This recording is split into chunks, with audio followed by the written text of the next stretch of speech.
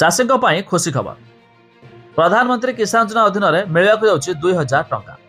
ତେବେ କେଉଁ ତାରିଖରେ ମିଳିବ ଏନେଇ ଜାରି ହେଲା ଏକ ବଡ଼ ଅପଡେଟ୍, ଯାହା ଆମେ ଭିଡିଓ ମାଧ୍ୟମରେ ଜାଣିବା। ଶେଷ ପର୍ଯ୍ୟନ୍ତ ଦେଖନ୍ତୁ। ତା ପୂର୍ବରୁ ଭିଡିଓକୁ ଲାଇକ୍ କରନ୍ତୁ, ସବସ୍କ୍ରାଇବ୍ କରିନଥିଲେ ଏବେ ସବସ୍କ୍ରାଇବ୍ କରି ପାଖରେ ଥିବା ଘଣ୍ଟି ଚିହ୍ନକୁ ଦବାଇ ଦିଅନ୍ତୁ। କେନ୍ଦ୍ରରେ ଥିବା ମୋଦି ସରକାର ଖୁବ୍ ଶୀଘ୍ର ଚାଷୀଙ୍କ ପାଇଁ ଏକ ଖୁସି ଖବର ଦେବାକୁ ଯାଉଛନ୍ତି। ସରକାର ପ୍ରଧାନମନ୍ତ୍ରୀ କିଷାନ ସମ୍ମତି ଯୋଜନାର କିସ୍ତି ଦେବାକୁ ଯାଉଛନ୍ତି, ଯାହା ବହୁ ସଂଖ୍ୟାରେ ଚାଷୀଙ୍କୁ ଉପକୃତ କରାଇବ। ତେବେ ଫେବୃଆରୀ 1ରେ ଉପସ୍ଥାପିତ ହେବାକୁ ଥିବା ପୂର୍ଣ୍ଣ ବଜେଟ୍ରେ 19ତମ କିସ୍ତି ରାଶି କୃଷକଙ୍କୁ ମିଳିପାରେ। ଏଥିରୁ ପ୍ରାୟ 12 କୋଟି ଚାଷୀ ଉପକୃତ ହେବ ବୋଲି ବିଶ୍ୱାସ କରାଯାଉଛି। ତେବେ କିସ୍ତି ରାଶି ସରକାରୀ ଭାବେ କୌଣସି ଘୋଷଣା ମଧ୍ୟ ହୋଇନାହିଁ। ତେବେ କିସ୍ତିର ଲାଭ କେବଳ ସେହି କୃଷକଙ୍କ ପାଇଁ ଉପଲବ୍ଧ ହେବ ଯେଉଁମାନେ ସମସ୍ତ ନିୟମ ଅନୁଯାୟୀ କାର୍ଯ୍ୟ ସମାପ୍ତ କରିଛନ୍ତି। ଯଦି ଆପଣ ସମସ୍ତ କାର୍ଯ୍ୟ ସମାପ୍ତ ନ କରନ୍ତି, ତେବେ କିସ୍ତି ରାଶି ଅଟକି ଯିବ, ଯାହାକି ସମସ୍ୟା ମଧ୍ୟ ସୃଷ୍ଟି କରିବ।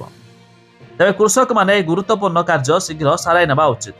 ଯଦି ଆପଣ ପିଏମ୍ କିଷାନ ସମ୍ମତି ଯୋଜନା ଅଧୀନର ଲାଭ ଉଠାଇବାକୁ ଚାହୁଁଛନ୍ତି, ତେବେ ପ୍ରଥମେ ଆପଣଙ୍କୁ ଇକେୱାଇସି ଏବଂ ଜମି ଯାଞ୍ଚ କରିବା ଉଚିତ।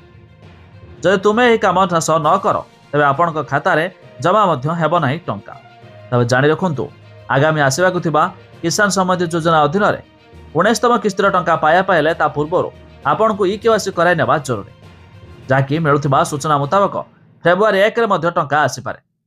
ଏହାଛଡ଼ା ଜାଣି ରଖନ୍ତୁ, ଏଥିରେ ଆଉ କିଛି ଲିଷ୍ଟ ମଧ୍ୟ ଆସିଯାଇଛି, ଆଉ ଏହି ଲିଷ୍ଟରେ ଯେମାନଙ୍କର ନାମ ଥିବ ସେମାନଙ୍କୁ ମଧ୍ୟ ମିଳିବାକୁ ଯାଉଛି ଟଙ୍କା। ତେବେ ଲିଷ୍ଟ ଦେଖିବା ପାଇଁ ହେଲେ ଯାହାର ଲିଙ୍କ ଆମେ ଡେସ୍କ୍ରିପ୍ସନରେ ଦେଇଛୁ, ଆପଣମାନେ ଯାଇ ମଧ୍ୟ ଚେକ୍ କରିଦେଇ ପାରିବେ।